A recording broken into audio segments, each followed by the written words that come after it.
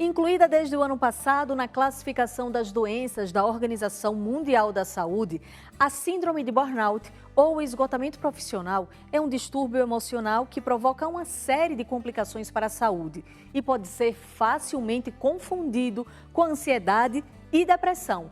Pesquisas revelam que a síndrome afeta mais de 33 milhões de brasileiros e muitos viram seu quadro se agravar durante a pandemia. Para falar mais sobre o assunto, o Conexão Social de hoje recebe o psicoterapeuta e escritor Luiz Fernando Garcia para tirar todas as dúvidas sobre o tema.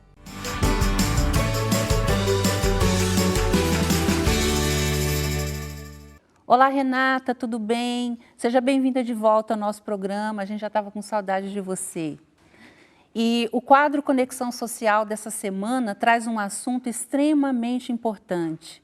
Nós vamos falar sobre a síndrome de burnout. Estima-se que no Brasil mais de 33 milhões de pessoas sofrem com essa síndrome. Uma condição que pode ser facilmente confundida com ansiedade, depressão. A síndrome de burnout também é conhecida como a síndrome do esgotamento profissional.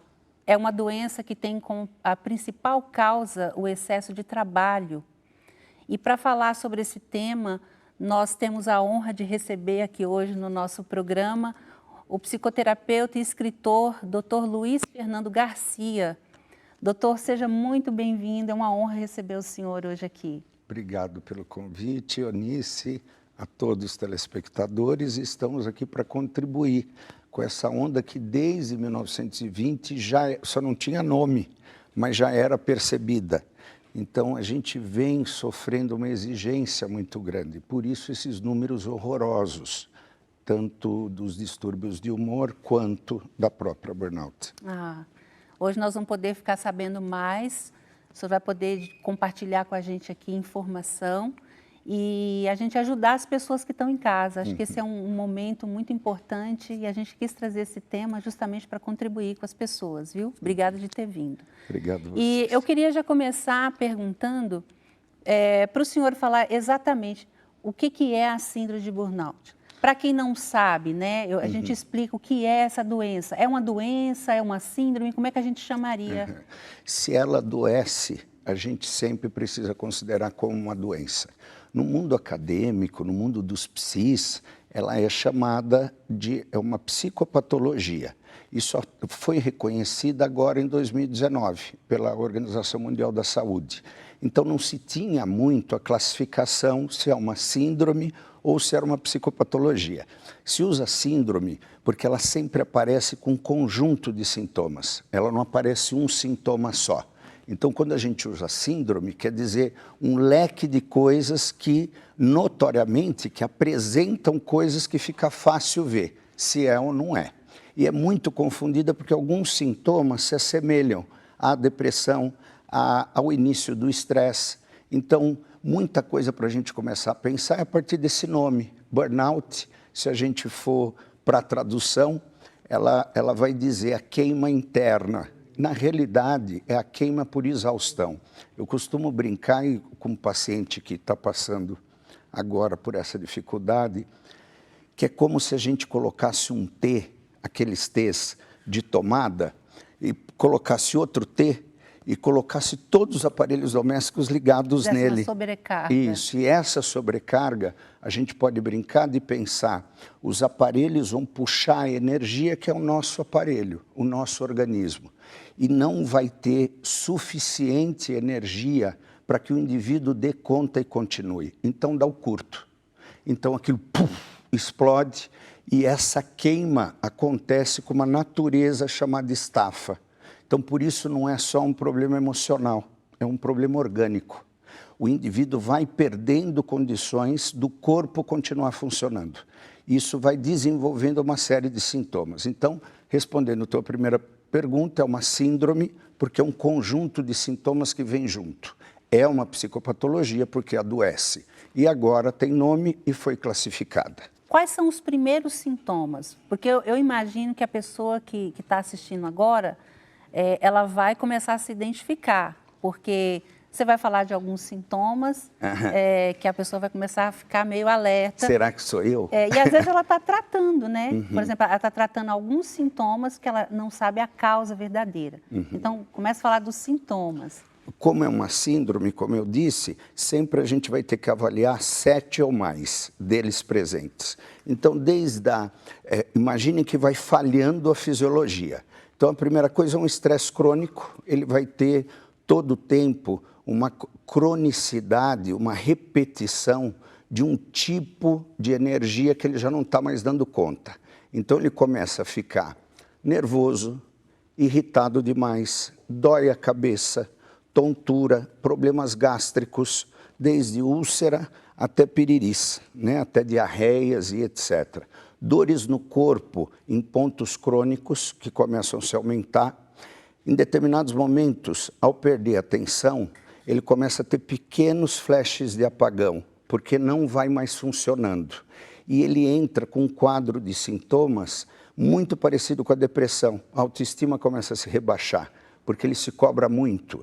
E ao se cobrar muito, ele começa a notar que não se dá conta. Ele não consegue virar, ele não consegue orquestrar a vida dele de uma forma que ele dê conta.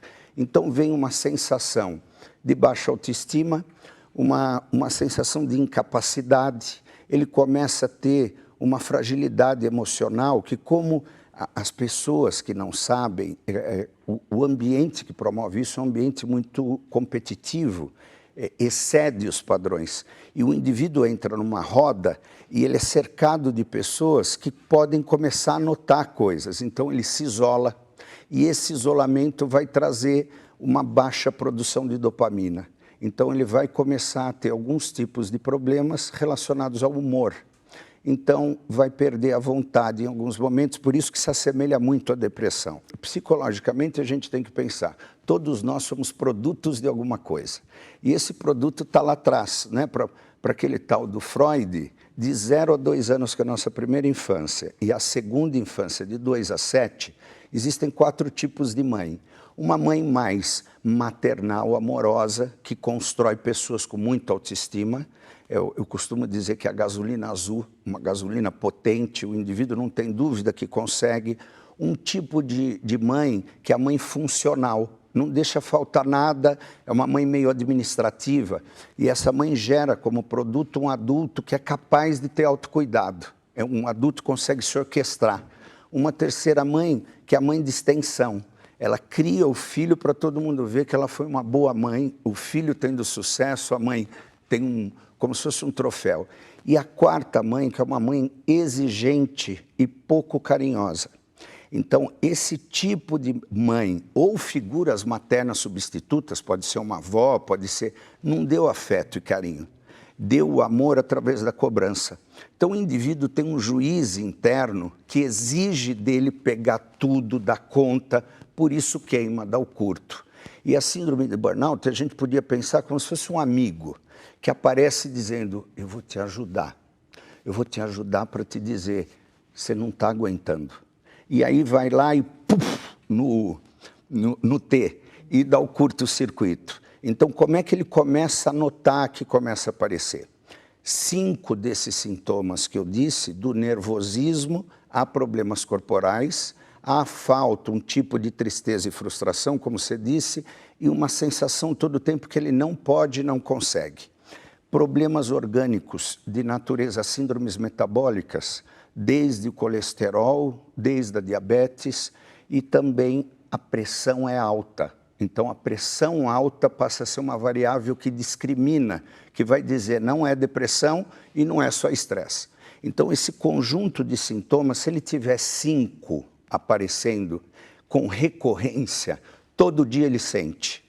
Esses 5, numa nota de 0 a 10, a gente chama gradiente, como se fosse uma medida. Você pergunta para o indivíduo de 0 a 10, que nota está? Está numa nota 5. E a cada semana que passa, ele não recupera. Aparecem mais sintomas e as intensidades, que num primeiro momento era nota 5, começam a subir. Eu estou percebendo que está piorando. Esse é o primeiro sinal que ele já tem que pegar ajuda. porque não para, não vai voltar para trás. Então, num determinado momento, muitos perdem o apetite. Primeiro vem a perda da concentração, depois a perda da memória. Então, às vezes, o indivíduo nota, eu não estou conseguindo prestar atenção.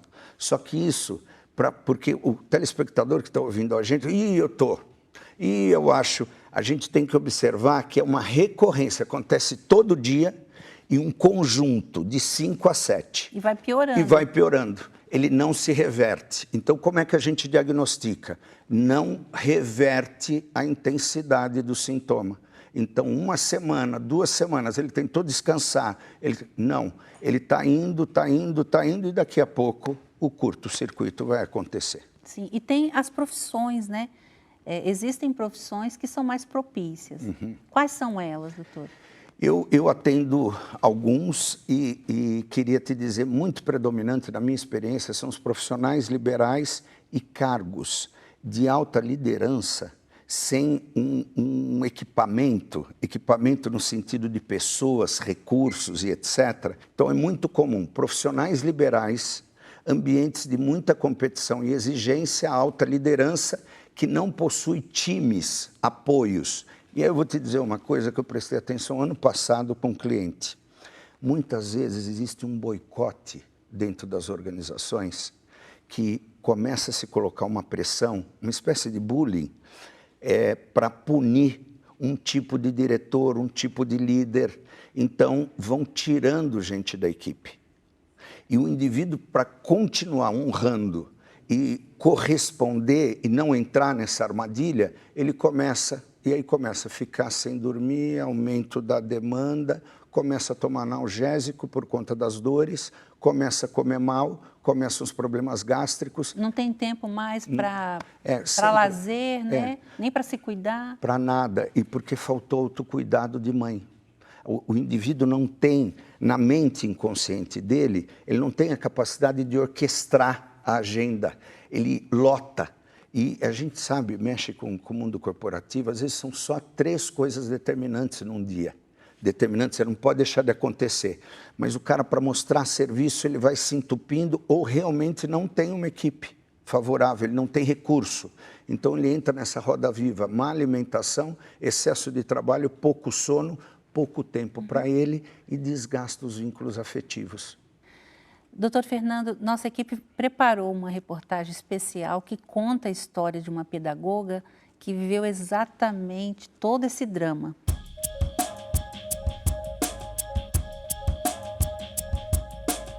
Meu nome é Andréia Matias, tenho 45 anos e fui diagnosticada com síndrome de burnout em 2018. Tudo começou, na realidade, em 2017. Onde eu tive um problema internamente na empresa e a empresa, ao invés de olhar para mim enquanto funcionária, a empresa me deu uma medida disciplinar. E isso foi se acumulando. Em outubro de 2018, eu trabalhando no home office dentro aqui da minha casa e também externamente, aqui dentro eu acabei desfalecendo, acabei desmaiando num pico de estresse muito grande. Então comecei a ter taquicardia, sono, muita irritabilidade e sem filtro, respondia de pronto. Primeira coisa, quando eu percebi quando eu estava fora do meu normal, que não estava mais ali numa condição ali de trabalhar com tranquilidade, onde minha mente processava as informações com tranquilidade, a primeira coisa foi conversar com a minha família. E aí busquei indicação e fui passar por um psiquiatra em outubro mesmo de 2018. E a psiquiatra, ela me deu um afastamento ali já de imediato.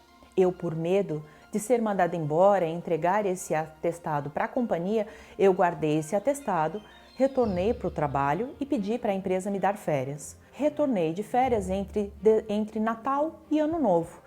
Quando eu retornei de férias, no primeiro momento do trabalho em ápice, em fechamento, o que me aconteceu? Me deu uma crise de choro. Continuei trabalhando, quando foi no dia 8 de janeiro, eu tive outra crise nervosa, num estresse muito forte, onde eu desmaiei de novo, conversei com o esposo e dali eu só liguei para minha psiquiatra. Ela falou, não, ou você para agora, senão o seu corpo vai parar você. Trata-se de um caso típico de burnout. Todos os sintomas que ela apresenta são sintomas que decorrem da síndrome de burnout. Infelizmente, Ela passou por certas situações que geraram os sintomas a ela e fizeram com que ela adquirisse essa doença. A síndrome de burnout, ela é conhecida também como síndrome do esgotamento profissional, tá? Ela decorre de certos atos praticados pelo empregador no trabalho e fazem com que aquela pessoa ela fique de alguma maneira ou parcialmente incapacitada ou totalmente incapacitada para o trabalho. Sendo que os sintomas são vários. É possível dor de cabeça, é possível cefaleia, é possível também ocorrer uma depressão profunda, é possível ter problemas gastrointestinais. São esses basicamente os problemas. Só que esses problemas eles são simultâneos e acabam gerando para a pessoa uma incapacidade. E o burnout decorre do trabalho, é uma doença inerente ao trabalho. O que eu mudei na minha casa? Aqui na minha sala era onde ficava a minha mesa em L, onde ficava aqui o meu escritório. Aqui eu recebi os materiais da companhia também, tive um escritório. Eu desfiz de todo esse material, eu não quis mais visualizar para realmente quebrar esse vínculo. E o que eu pude mudar o meu hábito foi consciência com a minha alimentação, olhar o que estou comendo, que muitas vezes não comia, não para comer, você come aonde dá e se der. E outra coisa eu gosto muito da prática da yoga. Dentro da yoga, eu faço tanto o meu cuidado com o meu corpo físico, como também o cuidado com a minha mente. Então, essa é uma atividade que eu procuro trazer no meu dia a dia. É uma mudança do paradigma da vida. Obviamente que o empregador ele tem direitos junto ao seu empregado. Ele tem o seu poder diretivo, que faz com que os empregados eles tenham que cumprir com as suas ordens. Entretanto, o empregador ele não pode passar de um certo limite. Quando ele abusa do seu direito, ele pratica um ato ilícito. E o ato ilícito pode gerar os sintomas de burnout e aí fazer com que a pessoa adquira essa doença. Uma boa dica busque a orientação profissional de um bom advogado que conheça a síndrome de burnout, porque senão você vai ser orientado de uma forma errônea e se prejudicar. Cuidado, não empurre a vaquinha logo para o precipício. Você adoeceu dentro daquela realidade. Calma e vá buscar sim o seu auxílio. Busque um tratamento com um psiquiatra, busque um tratamento com uma psicoterapeuta que vai aí te direcionar. E se enxergue, se encontre no seu caminho. Exatamente o que a gente estava falando, né, doutor? O que o senhor tem a dizer sobre a história da Andréia? Você vê, né, que o cargo dela era de muita responsabilidade e certamente ela abraçou muita coisa que às vezes as organizações não veem. Então, quando ela começou a falhar, e aí algumas coisas curiosas, a ambiência não pode, o teu ambiente familiar, de lazer, e uma das coisas, a mudança de hábito é não misturar mais, trazer o trabalho para casa, porque esse vício intensifica o teu nível de pressão. Então, o indivíduo, por conta disso, vai precisar mudar o ambiente. Então, a Andréia traz, um dos tratamentos comportamentais é diferenciar a sua área ou tempo de produção versus um equilíbrio com questões pessoais. Tanto a yoga quanto a meditação e técnicas de respiração, aí depois eu posso dizer um pouco no que a gente pode praticar se a gente nota que alguma coisa já está errado. Mas a particularidade do caso da Andréia, que é muito comum da burnout, de fato, como o organismo queimou, imagina que houve um curto-circuito. A gente todo mundo já deve ter vivido isso, desde a casa da avó, da primeira infância, até um sítio, né? Que o fio ele fica queimado, você precisa trocar. Então, restabelecer questões neuromusculares, o organismo vai precisar de uma reforma que demora tempo. E como ele está traumatizado, quando o trabalho se apresenta, é como se desse uma carga num fio de escapado. Então, ele vai queimar mais lugares do corpo.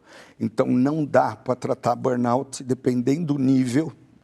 Por isso é importante que o telespectador aprenda a prestar atenção nele. O autoconhecimento, nesse momento, salva muita gente a tempo. da burnout. É importante que eles notem, e hoje em dia, com essa realidade que a gente tem que lidar, o medo de ser mandado embora, o trabalho remoto. Então é isso que eu queria te falar. A gente vive um momento agora, esse novo normal, e eu queria até fazer uma colocação. A gente hoje vive na era, né, de máquinas. Você vê que a gente... nós continuamos humanos. E às vezes a gente quer competir, né? A gente quer seguir o ritmo de uma máquina. Você vê que a gente não para o tempo todo. Você acha que isso tem alguma coisa a ver? Eu queria que você falasse também. E esse momento que a gente vive da pandemia, que agora a gente fica em casa, as mulheres principalmente, eu não sei se elas são as mais afetadas, mas acredito que sim. Você tem a responsabilidade da casa, dos filhos, do marido, e ainda trouxe o trabalho de casa. Então, a quarentena exige que a gente misture a casa com o trabalho. E aí começa a acontecer um estresse de somatização. Soma-se coisas que antes eu não vivia. Então, eu estou lavando louça e daqui a pouco eu preciso trabalhar e aí eu reclamo com o outro. Escuta, eu já cansei de lavar louça. Não dá. E é nesse momento que eu começo a receber estímulos que na empresa eu não tinha essa preocupação. Então, as pessoas estão trabalhando o dobro pelo medo de ser mandado embora do ambiente remoto. As empresas enxugaram, quem ficou vai ser exigido com mais multifunção, vai ter que abraçar diretrizes e atribuições diferentes. Então, isso tornou a coisa somatizada. Agora estão estudando uma síndrome de ferramentas online de reunião. O indivíduo, só de pensar em sentar ali, é 10 no dia, é 8 no dia, é 6, um dia, 2, 100, 120, ele olha o computador, ai meu Deus, eu vou ter que sentar lá para fazer mais reunião. Então nós somamos coisas. Então hoje é como se a gente passasse 40 anos no trabalho. Antes, eu queria que, para quem já está com essa doença, talvez a pessoa não sabe nem que tratamento ela busca. O que ela tem que fazer rápido, correndo, doutor? Primeiro, entender que, independente da casta social que ele faz parte, hoje o SUS tem um pronto atendimento e tem áreas como o CAPS, que tem psicólogos profissionais que vão ajudar o diagnóstico. Uma vez ajudado o diagnóstico, é aqui que vai o problema, se o indivíduo se identifica com esses 7 ou mais, e o gradiente está aumentando, não espera, vai atrás de um profissional. Primeiro, eu costumo sugerir um psicoterapeuta, um psicólogo que possa diagnosticar, de fato, existem sinais, prevalências, né? Predominam coisas que está com cara de burnout. Nesse momento, ele precisa usar uma prevalência de descanso.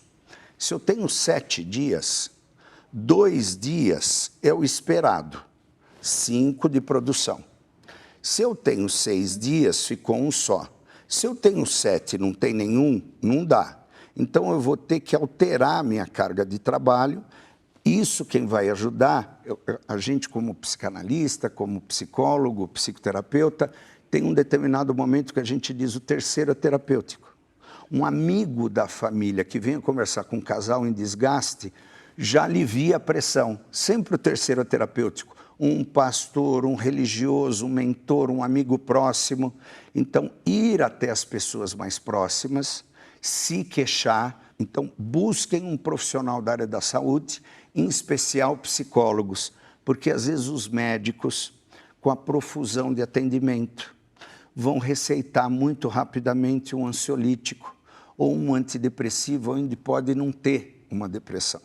Então, primeira coisa é atento aos sinais. 7 ou mais, intensidade que não está voltando, alivia e põe um elástico na corda. Não precisa tudo de uma vez. A partir disso, vá atrás de um profissional na área da saúde, muito importante que seja um psicólogo. E aí os tratamentos alternativos é aquele que você já estava falando, né? Temos, se você me permitir, os marines nos Estados Unidos, que são grandes soldados, eles aprendem 7 tipos de respiração. E um deles é a respiração em 3 tempos. Inspira pelo nariz, segura e com a boca aberta, 2 dedos, assim, com a língua no céu da boca, solta. 3 tempos que você tem que ficar equilibrando. O mesmo tempo, em ciclos de 10 respirações. Quando você vê que você está estafado, se retira e ciclos de 7 a 10 respirações, 3 vezes ao dia. Isso vai começar a mostrar para você que você está estressado, porque você vai ver o nível de alívio que você vai ter muito distoante, diferente de como você estava antes. Isso te dá uma noção, gente, eu estou muito estressado. Então é importante que a gente tenha técnicas para parar e respirar. E quais as orientações para as pessoas não entrar nessa situação? O que ela deve fazer? A prevenção. Hoje tem um termo muito presente chamado inteligência emocional. A gente tem de 2 tipos. A interrelacional, interpessoal, entre as pessoas, e a intrapessoal, eu comigo mesmo. Então, uma das coisas importantes é que eu orquestre a minha vida a partir daquilo que eu dou conta. Não adianta pegar coisas que você não vai conseguir dar conta, porque vai começar a avançar. Lembra? Entra numa zona que vai começar a avançar. Então, o indivíduo começa a notar, não estou aguentando. Então, tem que chamar o marido, tem que chamar a esposa. Não estou conseguindo cozinhar. Está difícil. Vamos dividir as tarefas. Orquestrar e planejar melhor. Se a sogra te dá estresse naquele final de semana, você pode virar e dizer, eu não quero que ela venha esse final de semana. Quero ficar só eu e você. Eu tinha uma psicoterapeuta na minha primeira formação, ela dizia, você tem que ter mais tempo para pensar na morte da bezerra. Que é aquele termo antigo, que é a gente parar para não fazer nada, ver um filme, não ver uma coisa para aprender na tua área de atuação, porque aí você vai ter um desejo interno de querer produzir mais. Então a gente vai ter que ampliar repertório de vida.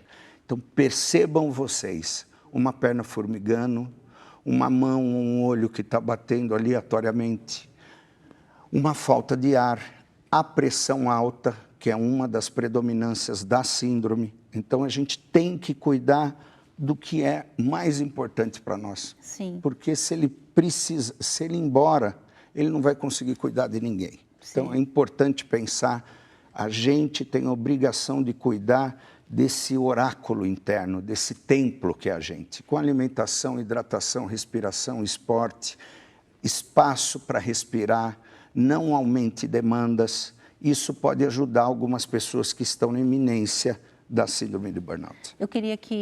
Eu sei que você, além de autor, psicoterapeuta, você também tem um trabalho muito intenso na área de desenvolvimento pessoal. E eu queria que você falasse agora dicas de desenvolvimento pessoal, que é tornar as pessoas, como a gente fala, aware, né? Conscientes. Porque essa consciência de quem nós somos e até que ponto é importante essa correria e você não se importar até mesmo se vai pifar, como a gente falou. Então, eu acho que isso tudo tem a ver com essa consciência que a gente tem que ter. Se você me permitir, toda segunda-feira, ao vivo, eu estou 1 hora, das 21 às 22, no meu canal do YouTube, que é Luiz Fernando Garcia Oficial. Mas lá tem 110 vídeos que falam desde como diminuir o estresse da comunicação, mas eu queria ficar com uma coisa que eu acho que é uma dica importante. Tem um papa da resiliência, um cara chamado Fleck, e que ele põe pequenos hábitos de mudança, porque o cérebro ele não aprende no impacto. O Freud lá atrás entendeu que um trauma causava, um trauma emocional causava um trauma fisiológico, orgânico. Então, o cérebro se desregulava para funcionar direito. Hoje a gente sabe que questões emocionais crônicas estão deteriorando áreas do cérebro. Da mesma forma, reverter o cérebro não são com grandes mudanças, são com micro-hábitos. 3 vezes você repete um comportamento, o cérebro aprende. 21 vezes vira hábito, o cérebro pede para aquilo. Então, a primeira coisa, se você quer mudar o hábito e tirar da tomada, exija-se repetir 3 vezes aquela mesma coisa.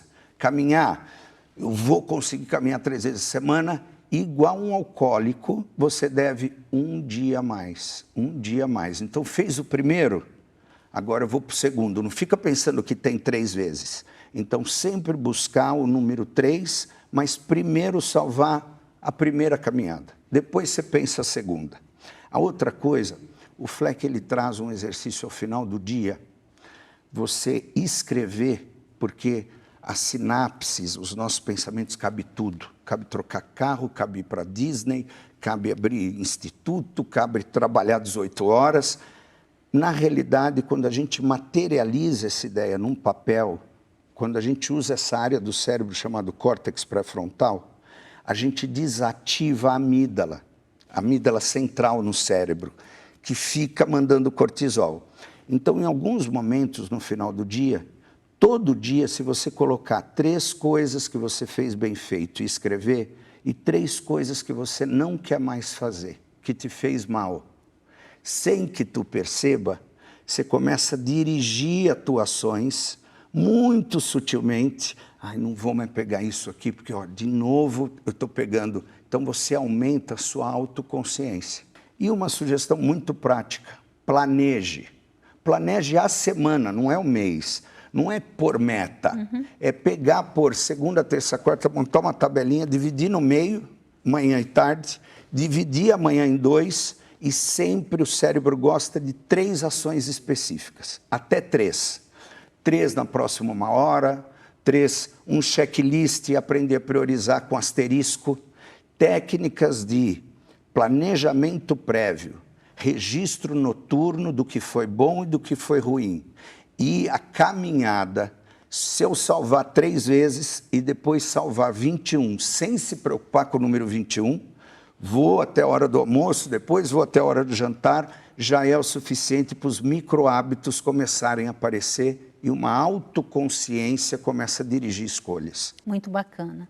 É isso. Eu queria te agradecer, queria te dizer que foi uma honra muito grande te receber aqui. Obrigado. Tenho um carinho, respeito muito grande pelo seu trabalho. Tenho certeza que as pessoas de casa, a partir de hoje, vão poder te seguir e ter muito mais orientação do que foi falado aqui hoje.